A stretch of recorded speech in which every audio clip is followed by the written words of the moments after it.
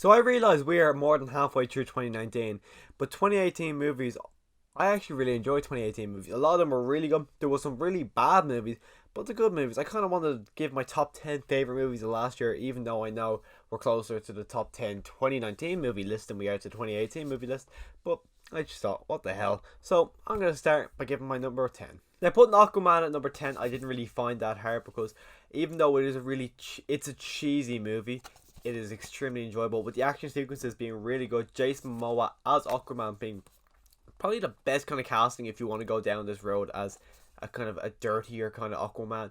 And seeing him in the suit, I know I didn't. I seen it was in trailers, but I seen it after I seen the movie, so I didn't actually get that spoiled for me.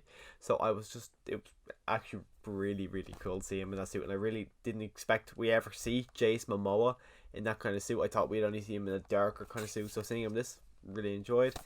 I just thought the story overall was just, it was great. And up until I think Shazam, I'm still debating to this day if I like Shazam or Aquaman more, as in for my which is my favorite DC EU movie. But I Shazam comes out on Friday. I'm gonna buy it, rewatch it, and I might have my answer by then.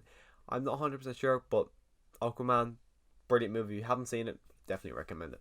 And then coming in at number 9, I've got probably the biggest surprise of 2019. Bumblebee. I didn't expect anything whatsoever going into this movie. I thought it'd be another crap Transformers movie. I was actually gonna skip it because I seen one, and one's it's okay. 2, 3, and 4 I didn't like at all. I've seen them, but I didn't even see 5, and I probably never will because I don't care. So I thought, okay, I'll probably skip Bumblebee and I'll probably never see it either. So I gave it 2 weeks and I heard nothing but good reviews. So I said, okay, I'll go see it and see what it's like. And I absolutely loved it. Some great action sequences, the comedy itself, and it feels like a classic 80s movie, even though it was made in 2018. My only problem with this movie wasn't actually with the movie itself. It was with the cinema experience. I had this woman who, she wasn't beside me, she was like a row or two across from me, and she was just obnoxiously laughing and shouting at the screen every time something funny happened. People said something to her, but she just didn't think of shutting up. But the relationship of Bumblebee and Haley Seinfeld in this movie it's one of the best parts about this movie, because you really believe it, and John Cena was a pleasant surprise. And then in number 8 is the actually only movie on this list I haven't bought the Blu-ray for because I can't find the one at the right price with a slipcover, so it's been kind of a deal breaker at the moment. But Instant Family, one that completely surprised me. I wasn't really expecting anything of this either because the director directed both Daddy's Home movie. I've only seen the first one, didn't like it at all, so I never bothered with the second one. But I said, okay, it looks good, looks funny, and I actually really enjoyed it. And apparently it's based off his own life. And just seeing Marky Mark in this situation, I can't remember the actress's name, but she did a great job. They actually really believed the chemistry from them, and then working together with these kids was just great. And even when they go to this, it's like a PDA meeting. I don't know what, it's some meeting where they go to all these other parents who are also in the same situation with them, and it's just seeing how they're all getting on as well with them is great. And then the 2 women who actually organised the whole thing, I can't remember what one of them was, but the other one she plays Ma in that horror movie Ma. But they were both just so good, and this is a movie I really do want to watch again. But as I said, I haven't got it at the right price yet. But as soon as I can find that at the right price, I'm buying it and rewatching it because it was such a pleasant surprise. I'd be happy to watch it again. And then coming in at number 7, I've got A Quiet Place. I seen this in cinema. I can't remember what made me want to go see this in cinema, because at the time I wasn't really a huge horror fan. So me and my girlfriend went to see it, and even when the trailers were coming on, we were both shitting our pants like, why the hell did we come see this? Neither of us like horrors. We're going to be terrified the whole way through this movie. Why did we come see it? All I knew was John Krasinski and Emily Blunt were in it, and I liked them both because it's Jim from The Office. How can you not like Jim? So I was there, and I think from the opening scene, right before the time jump happens, I was hooked from that point onwards. I just thought it was such a great, unique kind of idea. And then the way this, like, spoiler warning, when John Krasinski dies at the end of this movie, I was shocked because throughout the whole movie he was the main character. I was just so surprised they ended up killing him. And now there's going to be a sequel. I'm looking forward to the sequel, especially because he's going to be directing it, because he directed this and I thought he directed it brilliantly. But I don't know. I don't really think I don't want a sequel. I just like how this ended. I like this being a solo kind of thing. But of course, since it did so well, they're going to do a sequel. I just kind of wish they'd leave it as it is, because I don't want a sequel to ruin what happened or anything like that, because I just think this is just, it's that good. And it's one I didn't think I was going to buy on Blu-ray, but once I seen it on the shelf, I was like, yep, I want that. So I took it home, bought it, and I've watched it once by myself. I got halfway through with my sister, but then she started to panic, so we never actually finished it with her. But one day I'll take her back and she'll watch it again. And then coming in number 6, a movie I actually only watched about a month ago, Game Night. So I watched Game Night for the first time on iTunes, and then I was in I was in some movies, or I don't know what it was, but I seen this reshoot, like, oh yeah, I want that. And then I watched it again the other day. I watched it twice within the month. I watched it myself, really enjoyed it. So I got my girlfriend to watch it, and she loved it. It's just, it's unique, fun kind of comedy. The main leads are just, they're so likable. Everyone else, even there's the guy who's not married, he's not a girlfriend, he just brings a different girl every week. He's brilliant. And then the neighbor next door, who is extremely depressing. And it's not people want for Ben Grimm. I can't really see it. I don't see why, but he could be good. But he was just such a good, unique character. And then you keep thinking that, oh, it's gonna be a twist here, it's gonna be a twist here, but they don't. They just kind of keep flipping it, where when you think it's gonna be a twist, there's no twist, and when you think there won't be a twist, there's a twist, and it just keeps going. It's funny. There's even, surprised me for a comedy, it's some really good action sequences, and the people they got in this movie for just acting is just all really good. I was shocked at most of it. But if you haven't seen it, this is a movie I highly recommend you seeing it. And as I said, I've seen it twice within the month, and it's such a rewatchable movie. If you haven't seen it, just do yourself a favor and watch Game Night. It's not even that long, but you'll enjoy every second of it.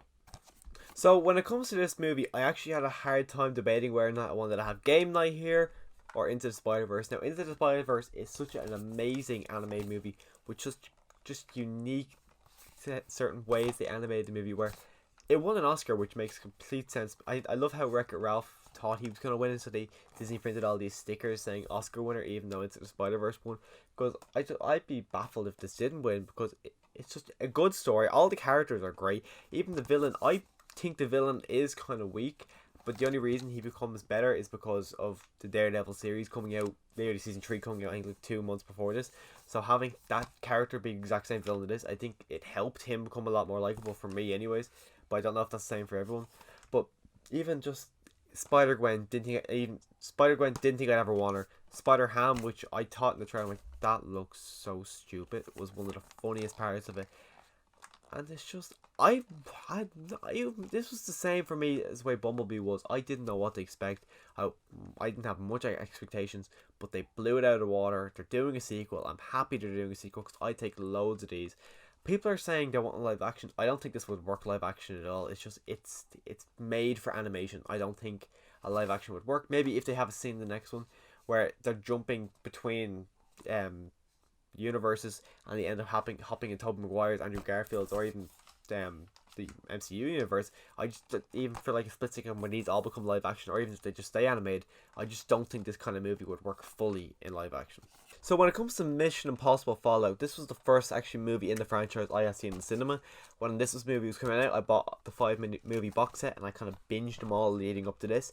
So this is the first one I've seen in the cinema, and it's by far my favorite. I thought for a while Ghost Protocol was just behind it, but after rewatching, I'm like, no, I think this is a masterpiece, and this is what action movies should aspire to be like. They should all, people who want to be action stars, or even action stars in general, should just sit down in front of Tom Cruise, and he should explain to them how you should be an action star, because this man is in his 50s, and the stuff he does is just insane.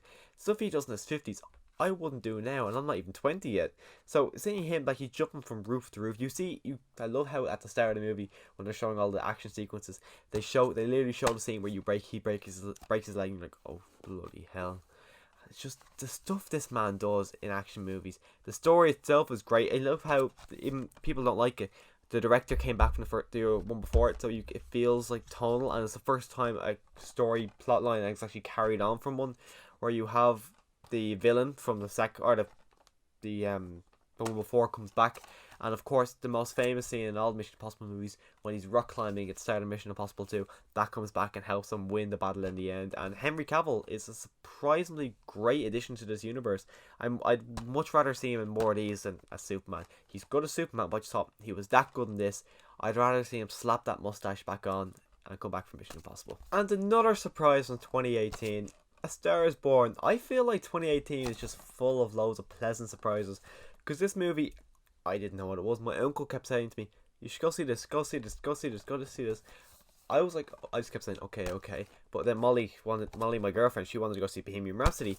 I was like, "Okay, we'll go see that." And I never actually got to take her. Well, I did take her to see it. I went to go see it then with my mom and sister. I think about 3 weeks after that, and then I loved it so much. I think it was either the next day or maybe a few days later. I actually took Molly to go see this, and she started crying. I didn't cry. I'm like, oh jeez, this is so fucking sad. It is a sad movie. It's an amazing movie. The songs are so good. Like, it's been a year, right? And I was in the shower earlier on, and I literally had the soundtrack playing because I just think it's such a good soundtrack. Even the directing of this movie is beautiful, especially for Bradley Cooper's first time being in this movie. And Lady Gaga's performance in this movie is amazing. I understand people are like saying she's a great actress, she's amazing. I think she is good, but I just think this role itself it was perfectly suited for her. So it'd be bad if she failed, because it'd be very odd, because it was just made for her, this role. So I'd be more interested in seeing her in a completely different role to see if she actually is a good actress or not, or if she just got lucky this one time. And just as I was with Spider-Man Into the Spider-Verse and Game Night, couldn't decide which one I wanted to. Literally right up until I click record here, I was still deciding which is my number one and which is my number two. But I had to put number two as Avengers Infinity War, because it's just, this is 10 years of, like, what was it? I think it was 18 movies at the time coming together to make this huge movie that I think some people must have thought it failed. I didn't think it would fail because it's Marvel and they haven't failed yet. But I say some people were like, yeah, this movie's gonna fail. But it was so good where they made Thanos the main character, so you actually feel like, yeah, I think he's right, and it's just, you believe everything that's going on. You sympathize with Thanos a lot more than you should with a guy who's trying to kill half all of the universe. And now, spoiler warning, but it's been a year. When he kills Gamora, you feel so sad for him because you see him sad and like, oh jeez, I can't believe he's actually done that. And obviously, when he actually wins at the end, snaps his fingers, and everyone gets dusted. Completely, it's only been a year, but it is an iconic scene that my heart was melted. And then when he was fighting Iron Man on Titan, I thought Iron Man was going to die there. And I was kind of jumping out of my seat. My jaw was hitting the ground. I thought he was going to die. And little did I know, this year I was going to be heartbroken even more. This movie, people, it's not a part one. This is a single movie, and Endgame is a separate movie. So they're not part one, part two. This is Thanos winning, and then the next one is them getting their revenge. It's not part one, part two. And then when you actually think about it, when I'm looking at it now, this was not a hard decision for my number one. I have Creed 2 as number one. I've loved the Rocky movies. I've probably seen them, I think I started seeing the first one about 10 years ago. And they're amazing movies. Seeing Sylvester Stallone, which I think is probably my favourite actor. I see him in a movie poster and I go see it regardless of what it is, regardless of the score. Like, I literally watched Escape Plan about a month ago, and that's pretty bad. And as well, probably one of the best 80s movies of all time, Over the Top in Stallone. Some people would think that's crap. I think it's great. So it's Stallone. I just can't help it. And just seeing he's grown from 30 to now a man in the 70s. It's just great. And then okay, we can't talk about Creed. Michael B. Jordan, this role, this is his best role. You can say Killmonger is, but it's definitely Adonis Creed. Seeing him grow from just being a guy who wants to fight to now being the heavyweight champion, escaping from his dad's shadow to now being his own man. Seeing him fight Drago, and when you see him get punched in a rib and fall, you feel the pain. And even the soundtrack from this movie, I think, is so much better than the first Creed movie, where you got that great song Running when he's in the desert training, which is probably the best song in the whole soundtrack. It's just, this movie, I've seen this came out, it's not even been a year yet. I've seen this about 5 times, twice in cinema, 3 times at home, and I just love it.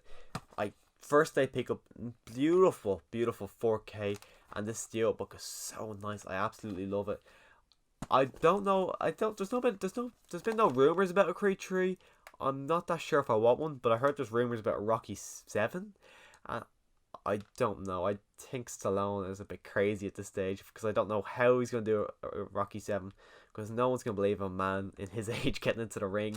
But of course, I'll see it. I'll more than likely love it, because even Rocky 5, which is the worst Rocky movie in my opinion, it's still a good movie. It's just not a good Rocky movie, and I've seen it many times, and I'll probably see it many more times, because I just love Rocky. He's also probably one of my favourite characters, because we got to actually literally see him grow from a man who's got nothing to a man who has everything, and then to a man who loses everything, just for a man to start gaining new things all over again. And I love Rocky's story. I kind of do want his story to end at this movie where he's with his son and it's just he's happy. I kind of do want his story to be over now, but I'm saying that I would never have thought I wanted these two Creed movies because the story ended well with Rocky Balboa. So maybe there is life after this. I do and I don't want another one just because I love these characters. I'd love to see more of them, but I don't just in case they ruin it. But we don't know until it comes out. So that's my top 10 of 2018. I've wanted to do this video for a while now, but I just kind of got busy, never got a chance with all these movies coming out, rankings, all that I have to do. So I finally got a chance to actually sit down and do this video. I'm glad I did before 2019 started to end. So it'd be a bit odd, even though it's a bit weird to do it now. But as you can tell, I do love Creed 2 because I've got literally a poster behind me. I also got the Avengers poster behind me, so 1 and 2 bouncing there. I got Noah Star Is Born, so I might get something over in the corner or something. But let me know what your favorite is down below. Thanks for watching the video. Like the video if you liked it. Subscribe, and as always, thanks for actually stopping and watching my video. Thanks.